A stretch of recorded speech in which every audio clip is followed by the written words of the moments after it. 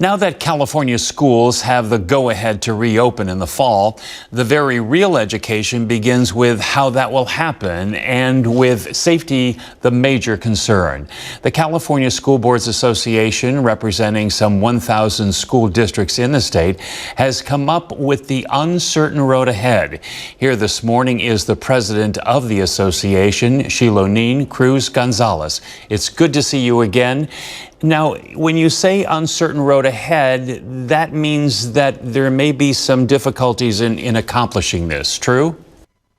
Yes, I think it means that, and it also means that there's still some unknowns as we make decisions. And so what are some of the unknowns that you're trying to think of ahead of time? Well, the state has released their health guidelines, and some counties have released their health guidelines as well.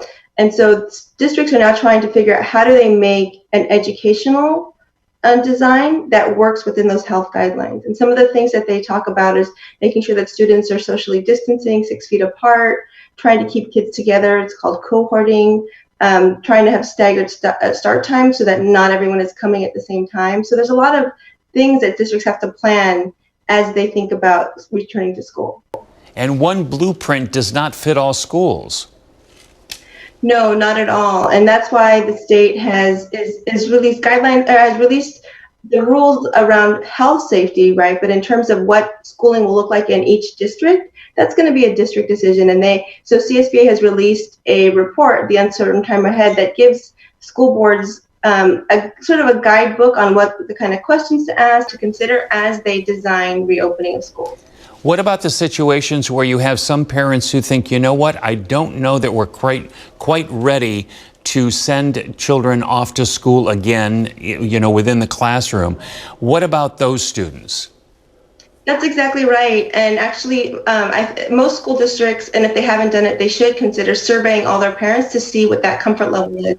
And what we're seeing across the state is that there's about 20 to 30% of the parents, depending on the district, who are not comfortable doing that. And so you see many districts trying to plan a hybrid approach to education where there would be an option to keep your kids at home and continue distance learning if that is where the comfort of the parents is. So I wonder about the students, if down the road they are really losing out at some point.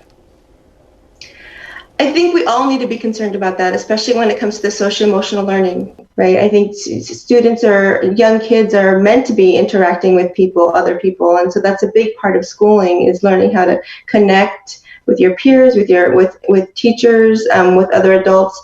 And so I'm hoping that we can find a way moving forward to make everyone feel comfortable to have their kids back in classrooms.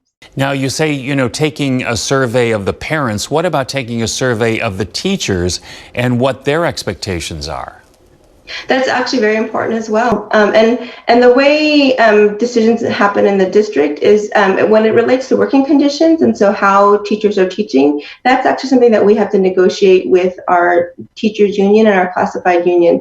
But a smart district will be collaborative from the beginning and work with those groups to make sure that whatever is designed works for everyone. I would also add that there are some serious concerns for teachers, for some of the staff that fit within these high risk categories. So if they're older, if they have comorbidities, and so those are things that districts will have to think about in terms of how do they accommodate those staff people. Is there more concern for the younger students than maybe, students who are in high school, or is it across the board a major concern on all school levels?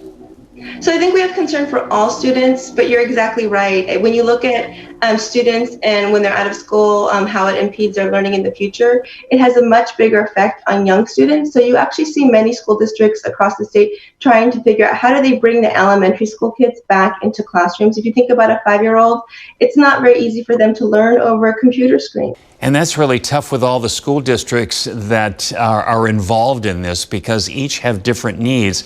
How are you juggling all that? There was one study that estimated it's going to cost, this is a nationwide study, it's going to estimate it's going to cost around $500 per student to bring kids back safely. So is there some concern that you might have to drop some courses, some classes in order to make up the difference? So I think districts are struggling, and actually we're focused on advocating at the state level, and we hope our communities do the same thing, to say we need to fully fund our schools. We need to make sure the state is funding our schools. We need to make sure that the federal government is providing the backstop. I think there's a nationwide push to make sure the federal government passes the potential new bill at the federal level, because really we're facing an impossible situation. I think that's why we call it the uncertain road ahead. As you get closer to the fall school year, you'll probably know more, but probably even have more questions.